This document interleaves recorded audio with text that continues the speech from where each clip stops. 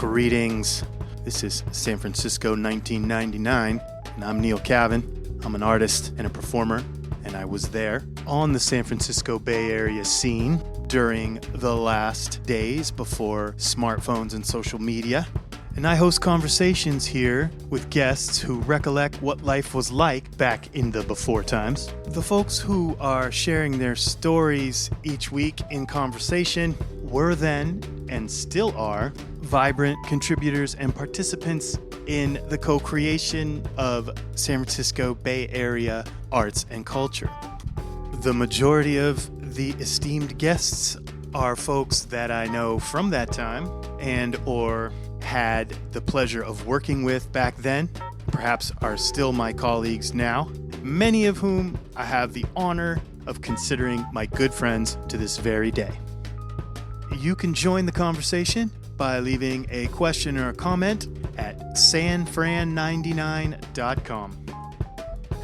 Well. So, better late than never. It's still Friday, November 7th, 2025. Some things got shuffled around this week, but it worked out in the best ways because someone that I've been in dialogue about getting on the show, who has a very busy schedule, managed to make time this week to have this conversation at the very last minute even. And that is Manny Alfarez, aka DJ M3 of Green Gorilla Lounge, of Monarch and Great Northern, of Sleight of Hands, of many, many years of success and contributions to the music scene of the San Francisco and the Bay Area. And he has toured extensively internationally over the years, and so it is with great honor that I share this conversation with you that Manny and I had yesterday and that I've been editing all day today. So without further ado, here we go. Great to have you here for this. Cheers. Okay, we are here today with a very, very special guest, Manny Alfarez, widely known as DJ M3. Manny, how are you doing?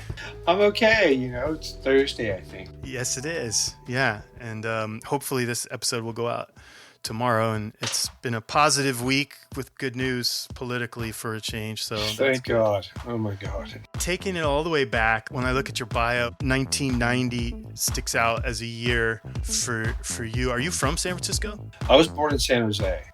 Okay. But, being in the Bay, you're sort of always, like when we were kids, we always came up here. I used to sneak out to clubs up here when I was 16. That's right. Yeah. Same. Roll the car out of the driveway, go pick up your friends, and then go to the DOS Club or something. Where was the DOS Club? I believe it's 1015 now. Uh-huh. I knew that M3 stood for Makes Me Move, but I saw somewhere else that it originally, is this true? Marijuana motivates the mind? That is true. That is true. I love that. So I was doing a radio show back in San Jose when I lived there. What was the station? It was an underground station. These kids ran from their house. Cool. And it was pretty popular, and their mom was like a teacher, but she's like, oh yeah, I'm communist. And I was like, okay, whatever. Right. And these two brothers ran the station, and they had all kinds of DJs. They had public radio in there. Backyard, we'd go in there, and they just ran it for so long. That's wild. But it was based in San Jose. Based in San Jose, out of the backyard. Cool. And I would be like, this marijuana motivates the mind. I was a big pothead then. I still smoke pot, but Fair. Not that much. Fair. I'd be on the radio taking bong hits, playing music. I'd be like, getting callers. I'm like, hey, we're with you, M3. Bong hit. Okay, we're all taking bong hits. And I was like, wait, how old are you guys? They're like, yeah, we're 13, 14. I was like, I looked at my watch and I'm like, it was like 12:30. So I had the 11 to 2 p.m. show. In the middle of the day. Yeah, I was like, wait a minute, shouldn't you be at school? And they're like, yeah. And I'm like, Had to be a better role model. I had to be a better role model than that. I can't have kids listening to music, taking bong hits in the middle of the day, not going to school. Fair. And I thought about it, and I was like, okay, let's just Makes Me Move. And Now we sort of joke about it. It says marijuana motivates the minds. It's just marinated the mind. There's a great scene back in the 80s and 90s of music in San Jose. And people who came out of there. Like Peanut Butter Wolf, right? Yeah. Speaking of DJs. 100%. Chris, you have Julius Papp, Rick Preston, DJ Spun. There's so many DJs who came out of there back then. And even there was Harry Who and stuff like that, and they were part of the gathering. Yeah, there was a whole thing. When did you move to San Francisco, and what brought you to the city proper? What brought me to the city is basically, I started DJing. That didn't bring me to the city. What brought me to the city is that I started getting booked out of town and across the pond, as they say. Like in the UK and whatnot? Yeah. How did that all start? It all started with working at the nightclub FX, which was a sister club of DNA. Okay. And it just opened up, and my friend Tony got me a job there as a cashier. But since I wasn't 21, I couldn't go into the club. I was 20, and growing up with DJ Spun, we got him a gig there as well. So he would be playing upstairs. But he wasn't 21 either, so he couldn't leave the DJ booth. So we both worked there. And as he was a big hip hop DJ and stuff like that. And then as the music started changing, we were still there. Then on my 21st birthday, we both were able to come out. Had a big party. He played. We had some punk bands play, stuff like that. And that's how sort of working in the nightclub business started with FX. How did you end up getting gigs abroad? I was always a promoter and booking. So I was booking a jazz club at once. I was booking a thing called 16th and Harrison. I was booking another club called the Red Light District. That was punk club. Oh wow! So back then I was doing all this stuff, and at the jazz club we needed to fill a night, and it was a Wednesday night, and me and a few of my friends and roommates back then just were playing records, funk, soul, rock. And on Wednesday night, people started to come, and then more people started to come. Cool. And then it became a thing on Wednesday nights in San Jose. And then from there, one of my friends came and asked me to DJ this party. I brought my fucking soul records, and it was Harry Who and Alonzo. And Alonzo was there, DJ Alonzo, and Alonzo's like, here, play house. So then I played house. And then somebody who was at that party was like, hey, I got this gig in San Francisco, can you play? And then it just snowballed. And we were doing a thing called the Velvet Shop. Back then in San Jose. That ran for 15 years. One room was house, and the other room was mid-tempo, stuff like that. Cool. And then it just sort of amalgamated into people started asking me to DJ here, DJ there, and then pretty soon they're like, hey, can you come over and play in Europe? And I was like, sure. Sweet. And then it just started happening. So that's how that happened. That would have been in the early 1990s then? 96, 97, 98. When did Green Gorilla Lounge happen? Green Gorilla started in 96. The Velvet Shop was before that. Okay. So we were doing the Velvet Shop in the early 90s. Okay. So that was a big San Jose thing. And this was bringing DJs, Mark Freeman, Derek Carter, back in the day, out then, all kinds of DJs. Theo Parrish, Marshall Jefferson. I started the night with Lauren Tosato and Rick Preston at this one club in San Jose, and then Mark Johns was still with me doing visuals, and so then I just started bringing in Thomas and Garth and Yano and Marky Down, and then we started just bringing in all these out-of-towners because people would play San Francisco, but back in the day you would come in and you'd be like, you know what, I'm going to play San Jose first. Because you can do that. You can play San Jose and go play rave over the weekend. So in the city or somewhere out in the field. Somewhere in a warehouse or something. Because back then there weren't a lot of clubs doing what we were doing. So that's how that all started. So I got my start with the Velvet Shop side room.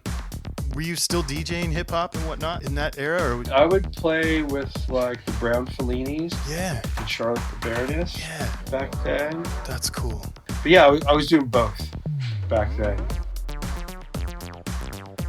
And then one night, we did a Halloween party in Campbell called the Green Gorilla Lounge in '96. Mm-hmm. We got kicked out. Oh wow! Because it was a regular hall, like it was a Mason's hall. They're like, "What are you doing here?" I was like, "Well, we're going out of space." Like, hey, about like 1 a.m. They're like, "Hey, you guys got to get out of here." We're like, "Okay, fine." I was like, we tried. We moved up here, and this place called the JB's is the first time we ever did Green Gorilla Lounge. That was on 21st and Potrero, somewhere out there. Okay. So it's like the Mission. Yeah. We went from there, then we went to Storyville. Storyville, where was that? That was... Fulton and Masonic. Yeah. Storyville, that was a cool spot. Yeah, they had acid jazz and everything going on. So we did a few Green Gorillas there. Then we did a Fully Loaded with Solar and Galen. That's just Green Gorilla. And Sunset. That's where we came together with me, Anthony, Solar, and Galen. Yeah, whenever we collabed, it was Fully Loaded. It was just us four plus guests. And then we just sort of I started doing undergrounds, 26 mix. I mean, Sunset Crew was more kind of mostly doing remote stuff, I guess, at that point. But they were doing like the Sunday day parties. We were doing the dirty undergrounds. That's right. in the city. In the city. So on 9th Street, that was our house. We would turn into a nightclub. That was hilarious. We just, clear out the house, put everything in the rooms. We did undergrounds a lot of different places. So definitely, but that was, we had the few, spots, on Cap Street in the basement. Those were hot and sweaty. Yeah. Yeah. For you, what was that time about, in your life and what it meant to you? I mean, it was really just about playing records and having a good time. And, I was doing both. I was DJing and promoting my own parties. By this time, I was not booking any more clubs besides our own events and stuff. So, in the late 90s, I was just pretty much DJing solely, and that was literally about it. At your own events, for the most part? No. Oh, everywhere. Not even just everywhere. Yeah. It was like there was a time in October, I don't know what year it was, but I have a calendar of it where I played 28 days in a row. Wow. And, that was the .com was everybody wanted to DJ. There's lots of money around. They're like, hey, we have this club, we need a DJ. We were here. And then I go booked in LA or booked in Russia or something like that. Come back and play. And it was just it was crazy. Wow. There was more of kind of a synergy or whatever between all the different artists and the people with the money, and kind of all came together in these really cool ways that supported the arts rather than pushed them out. I feel like we're heading towards that now. Yeah? Yeah. I mean, I have heard people say it is coming back, in the Mission and whatnot. Just curious about how you got involved in the creative part of making music. So I've always loved music, obviously. When I was a kid growing up, I grew up in I was a preacher's son, and I was allowed to listen to music, so I had to hide all my music. Whoa. So I had to hide all my music. Moved out of the house when I was 18. And then the music part, how did I start making music? And I played the saxophone. Mm-hmm. I'd always been involved in bands and stuff like that. I used to be a roadie when I was younger. In 18 and stuff like that for bands. And I did a few things with Bob Mould. I did Jane's Addiction a few nights. I did Disposable Heroes of Hypocrisy. Yeah. Stuff like that. Worked at San Jose State. And then I started DJing. That came, and a few of my friends who were producers and had just all the equipment were like, hey, I would love to get you in the studio. And I was like, okay, yeah. Yeah, let's go, and bring some records you want to sample, whatever. That was Bill Williams. Mm-hmm. He was one of the first, as well. Another guy named Courtney. And so they sort of brought me into the studio, and I was like, well, I want to take this further. Let me bring in this band called Horchata. I want to record them, do remixes of them. Let me bring in this vocalist. Let me start doing, I just started okay, well, I want to do this, I want to do that, I want to do that. And that sort of got me going and pressing records and going to Miami and handing them out. Wow. It's kind of like a natural extension of your involvement in all of these things to become not just a promoter, but a producer, an artist. Yeah. I never woke up and be like, I'm going to be a DJ today. Right. I was never in that frame of mind, and I just started playing music, and it just naturally happened.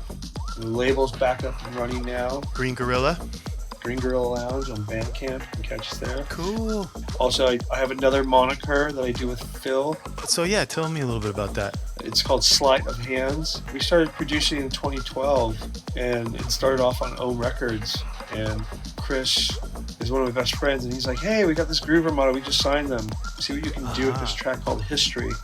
And we did that, and I guess blew everybody away. They're like, "It's the #1 download. It's can you do these other tracks?" And we started producing more tracks. Now we're doing a double pack vinyl that's going to come out in like the next 2 months of all the tracks back then. Yeah.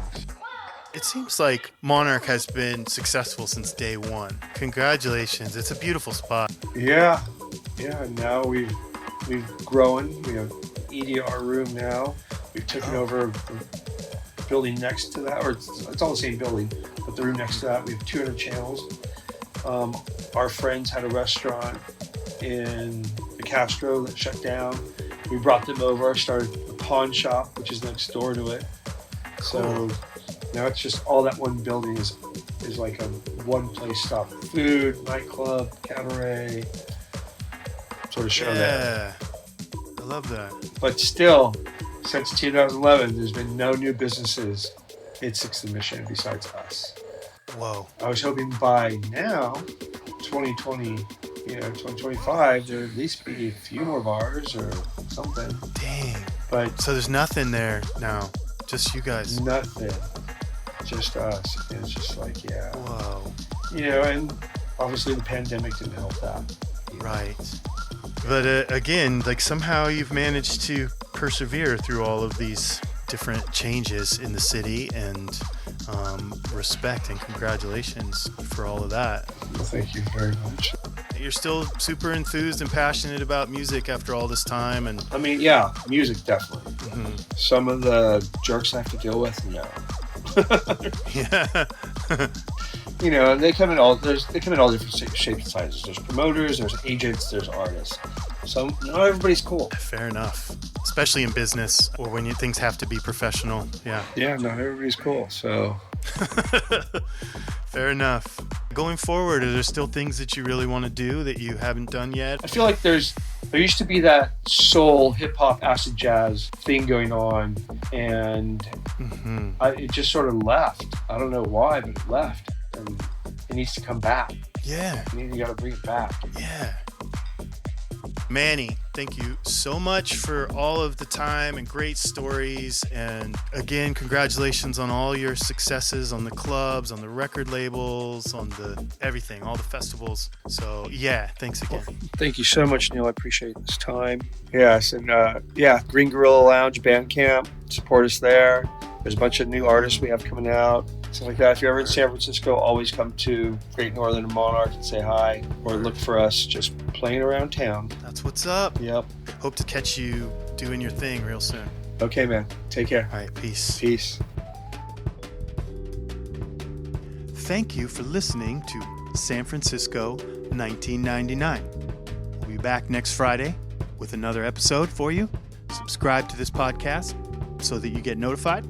And if you'd like to join the conversation, you can go to sanfran99.com, leave a question, comment, sign up for the newsletter. And hey, before you go, remember this. You are making history. You are part of history. You are part of culture.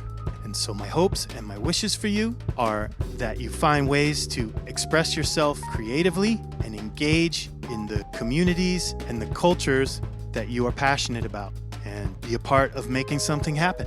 Until next time, take care and much love.